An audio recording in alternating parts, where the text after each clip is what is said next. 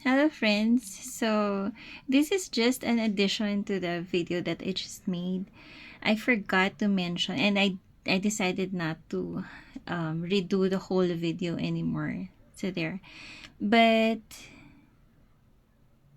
I would I would just like to add that since Mother Mary was in the dream, I mean the symbolism of Mother Mary, the personification of Mother Mary in the dream was at a platform. It was just like a balcony growing out of a wall, something like that.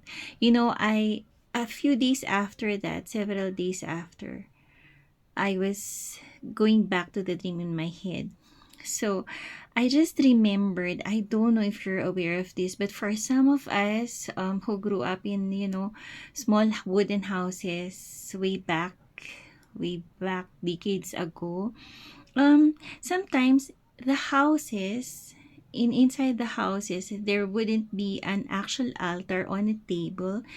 I don't know if you're familiar with this, but some altars just had like a wooden plank mounted on the wall like this. And that's where they would put their images of Jesus, of Mary. So there. So that was actually cute when they when they gave me that um that picture in my head. So there. So in the dream, it was just like Mother Mary on something like that, but life size. It was like a suspended balcony, something growing out of a wall, and then she was just there. So there. I found that pretty interesting. There.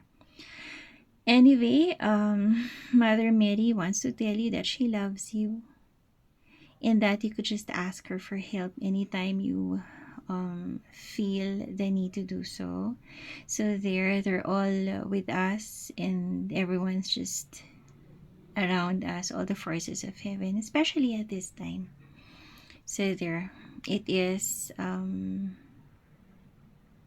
It is a time when we're basically creating for ourselves new earth. So there, just continue to strive and try to have fun along the way, by the way. So there. So that's all. Until next time, see you.